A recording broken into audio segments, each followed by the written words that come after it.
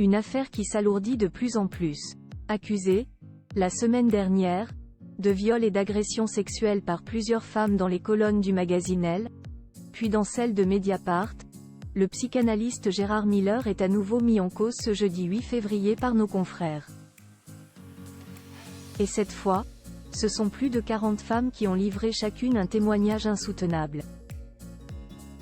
La suite après la publicité, le nombre de ces victimes présumées ne fait qu'augmenter. Une semaine après les accusations de viol et d'agression de 3 femmes dans les colonnes du magazine Elle par le psychanalyste Gérard Miller, ce sont 41 femmes qui ont décidé, en ce jeudi 8 février, d'ajouter leur témoignage au dossier. Et les faits rapportés par nos confrères sont absolument glaçants. 18 d'entre elles l'accusent également de viol ou d'agression sexuelle entre 1993 et 2020, quand les 13 restantes affirment qu'il aurait tenté avec elles aussi de passer à l'acte. Des jeunes femmes de tous horizons, mais qui avaient quasiment tout un point commun, leur très jeune âge lorsque cet homme, de l'âge de leur père, les a abordées, parfois dans le public des émissions de télévision auxquelles ils participaient, parfois parmi ses fans ou même en vacances. Nombre d'entre elles étaient même mineures, comme Narges, 15 ans au moment des faits, qu'il rencontre dans un club de vacances à Hammamet. Gérard Miller était l'attraction du village. Il parlait à tous les jeunes, tutoyait tout le monde, explique la jeune femme, qui se souvient qu'elle était amoureuse, à l'époque, du beau-fils du psychanalyste. Puis d'une séance d'hypnose avec celui-ci, et tous les ados. Le dernier soir, il lui en propose une nouvelle alors qu'elle est en train de dire au revoir à son jeune petit ami. Alors que j'étais totalement ailleurs, j'ai senti qu'il enlevait mon jean et ma culotte, puis qu'il mettait ses doigts à l'intérieur de moi. Il s'acharnait, j'avais mal. À la fin, je l'ai entendu dire. Et quand tu te réveilleras, tu ne te souviendras plus de rien, explique-t-elle, bouleversée. Tentée de porter plainte de nombreuses fois, elle ne l'a jamais fait par peur. Un mode opératoire similaire, mais désormais, les jeunes femmes sont nombreuses à témoigner et se souviennent toutes d'un mode opératoire similaire. Après être entrées en contact avec elle, le septuagénaire leur proposait un rendez-vous dans son hôtel particulier près de la place de la Nation. Et c'est dans une salle d'hypnose à la déco zen japonaise ou dans une chambre à l'étage que les faits se déroulaient selon elle. C'est le cas pour Ariane, fan de psychologie, et qui avait contacté Gérard Miller pour une interview pour le journal du lycée. Elle est invitée chez lui plusieurs fois, d'abord avec des amis puis seule. Et se retrouve un jour, sans savoir comment, allongée avec le psychiatre sur elle. Il la force, selon ses souvenirs, à lui faire une fellation. À l'époque, il a 53 ans, elle en a 17 et n'avait jamais fait cela avant. Et le blackout qu'elle décrit, d'autres sont nombreuses à en parler également.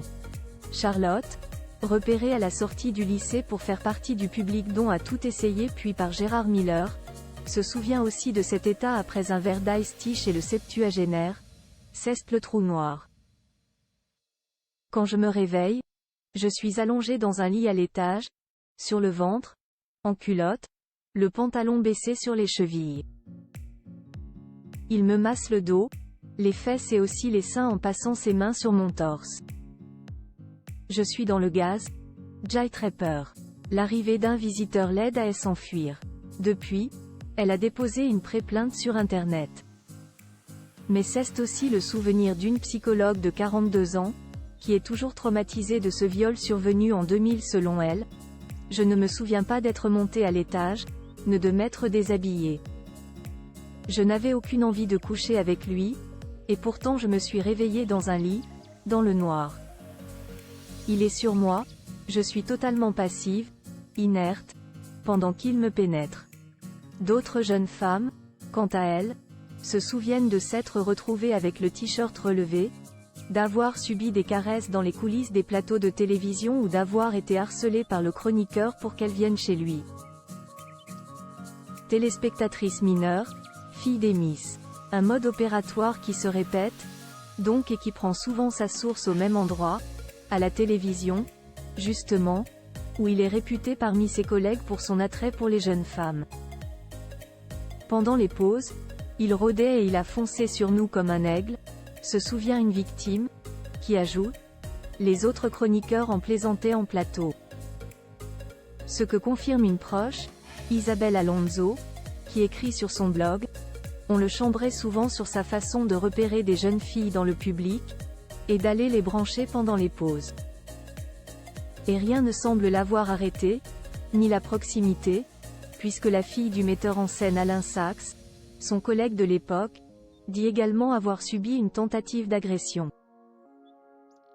Ni l'âge, puisque certaines jeunes filles étaient parfois presque des enfants. Plusieurs accusatrices disent en effet n'avoir été âgées que de 14 ans lorsque Gérard Miller a abusé d'elles, et racontent que ces enfants se trouvaient parfois dans les pièces adjacentes. Soulagées de ne plus être seules, plusieurs femmes ont porté plainte contre Gérard Miller, dont sa dernière victime présumée qui raconte avoir été agressée en 2020. Il nie les faits reprochés. Celui-ci a répondu aux accusations très brièvement à nos confrères.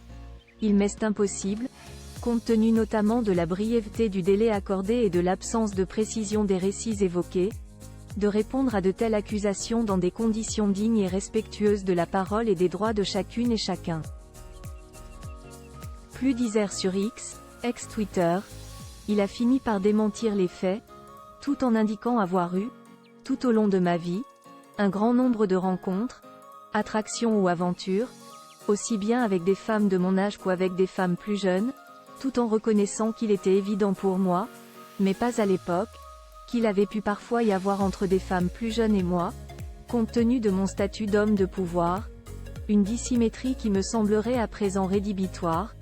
Jai d'emblée précisé m'être toujours assuré du consentement des femmes que Jai pu fréquenter et récuser de la façon la plus catégorique qui soit toute agression sexuelle et, à plus forte raison, tout viol.